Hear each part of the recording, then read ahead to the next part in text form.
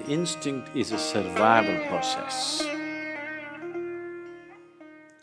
There is a natural instinct to preserve yourself, which might have gotten weak living in artificial circumstances.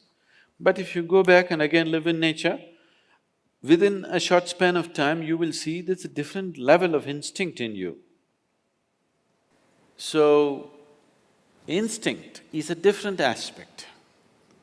Intuition is a different aspect. Instinct is a certain dimension of physical perception.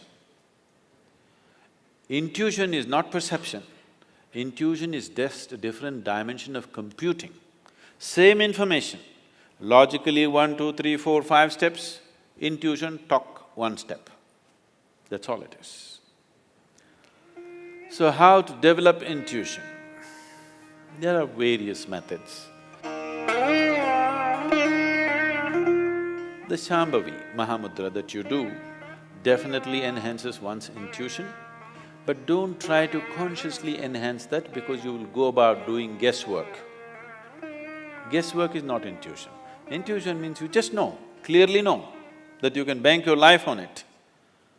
Guesswork will lead you to lot of confusion. Oh, I have a gut feeling, there are some people.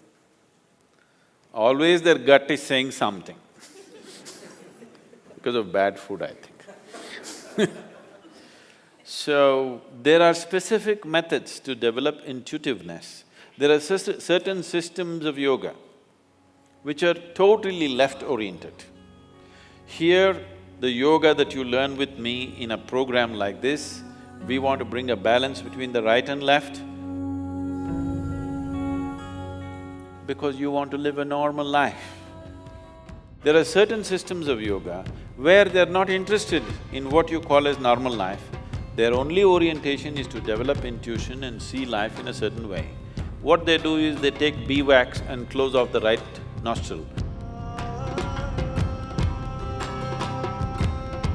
12 years, one solar cycle, 12.25 years, they block off the right nostril and you will see the logical mind will almost die. You will have no thought process, but you just simply know things like a cobra. See, if you ever handle snakes? No. If you handle a snake, especially a cobra, it is so perceptive. The reason why you see a cobra next to Shiva is because every yogi carried a snake at one time. Just yesterday somebody was reminding me that in the Middle Eastern culture, particularly the Christian mysticism, they show people carrying a snake-like stick because they couldn't get cobras in Middle East. They created a stick or they found a natural stick which looks like a cobra and they tried to use it.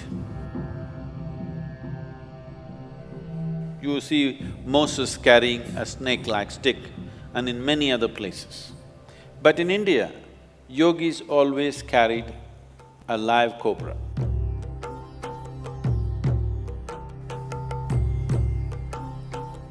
Because its perception is phenomenal. A cobra which is here in Chamundi Hill, if there is going to be an earthquake in California, not happening, it is going to be, nothing has started, no Richter scale is saying anything, but this cobra will already start behaving in a different way. If you are keen enough, you will immediately know what's going to happen. He's so perceptive. The earth's intentions, he knows, not the happenings, intentions, he already knows. That's the reason why you see Shiva is carrying cobra here, a reptile, a crawly creature, he should have kept it down at least. He carries it here because Shiva is making a statement, you are as good as me.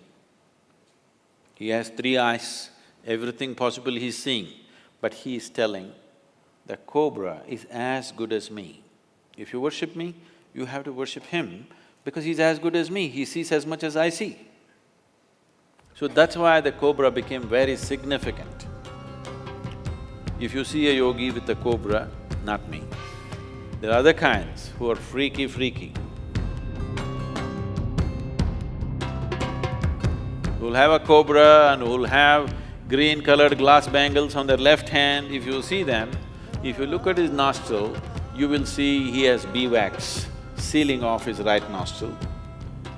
If you see that he doesn't have a beeswax, that means he is past his 12.25 year solar cycle and he is worth being with. There are things about him that you cannot imagine. So, you cannot go that way. What you can do is, the simple practice of Shambhavi definitely opens up that dimension. But before you go into intuition, it's very important the logical dimension of your life is properly established. Otherwise, every fool who can't think straight will think he is intuitive. Yes, first establish the logical dimension of your life perfectly clear, then explore intuitiveness, it'll be fabulous. But without establishing logic, you try to walk into intuitiveness, you'll just go into a world of confusion.